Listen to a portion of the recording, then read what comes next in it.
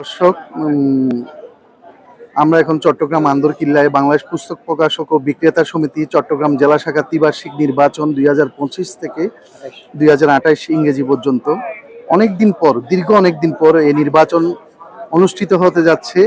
ভোটারদের মাঝে ফিরে পেয়েছে প্রাণ চাঞ্চল্যতা, আনন্দ এবং উল্লাস দীর্ঘদিন পরে নির্বাচন হওয়ার জন্য।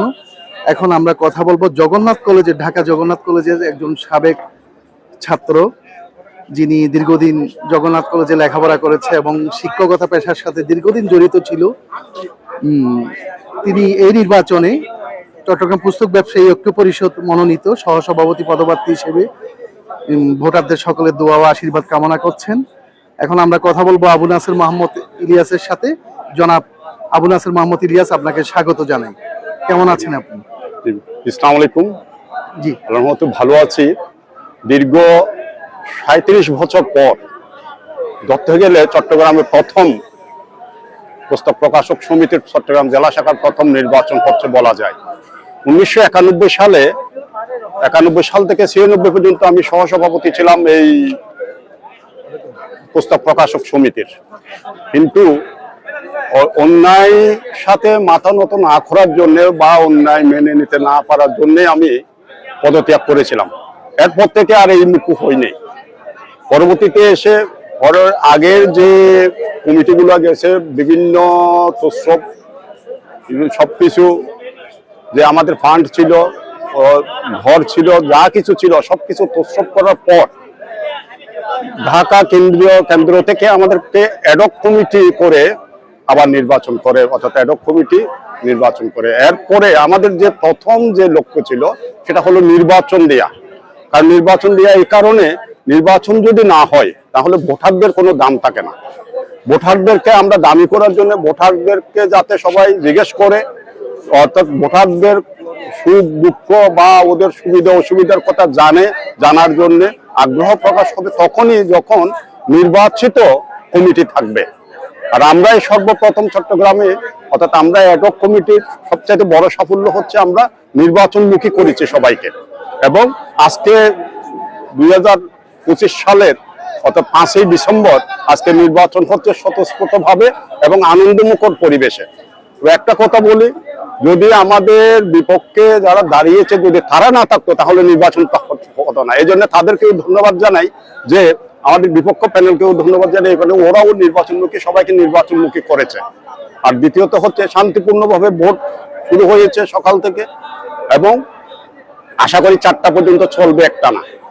আর যে নির্বাচিত হোক, একে অপরকে, এক প্যানেল অপর প্যানেলের সবাইকে অভিনন্দন জানাবে। কারণ আমরা প্রতিহিংসার রাজনীতি করি না। আমাদের কাছে, আমাদের মধ্যে প্রতিহিংসা নেই, প্রতিদ্বন্দ্বিতা আছে, প্রতিযোগিতা আছে এবং প্রতিহিংসা নেই। যার ধরুন আমরা ভ্রাতৃত্ববোধের মাধ্যমে সবাই কিন্তু এগিয়ে যাচ্ছে নির্বাচনের, এবং নির্বাচন সুষ্ঠুভাবে পরিচালনা হচ্ছে।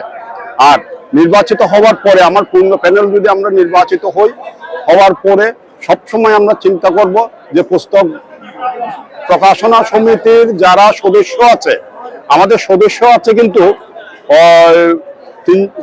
655 জন, ভোটার হয়েছে 355 জন।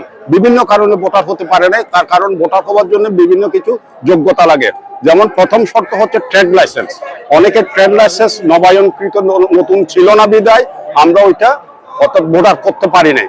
তবে এবার যে উৎসবমুখর অর্থাৎ নির্বাচনটা হচ্ছে, এটা ধরুন সবাই আগ্রহী হয়ে আশা করি সবাই ট্রেড লাইসেন্স করে নেবে এবং আগামীবার ভোটার হওয়ার যখন সুযোগ আসবে সবাই ভোটার হবে। এবং তখন আশা করি আমরা 655 জনকেই ভোটারকে নিয়েই আমরা নির্বাচন করতে পারবো 3 বছর পরে। আর দ্বিতীয়ত হচ্ছে, আমরা নির্বাচিত হওয়ার পরে যে জিনিসটা করব, সর্বপ্রথম আমরা প্রাধান্য দেব খুচরা বিক্রেতাদেরকে। কারণ ওরা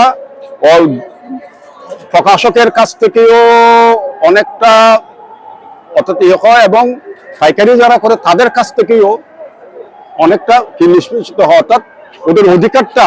আর দ্বিতীয়ত, একজন প্রকাশক এবং একজন পাইকারি বিক্রেতা, এই দুজন কিন্তু সরাসরি কাস্টমার যারা আছে তাদের সাথে কিন্তু, অর্থাৎ আলাপে এখন সবকিছু কিন্তু মেনটেন করতে হয় খুচরা যারা বিক্রি করে তাদেরকে, সব প্রশ্নের উত্তর দিতে হয় তাদেরকে, এবং বিভিন্ন কাস্টমার যারা আছে তারা কিন্তু প্রশ্ন করে কিন্তু খুচরা বিক্রেতাদেরকে।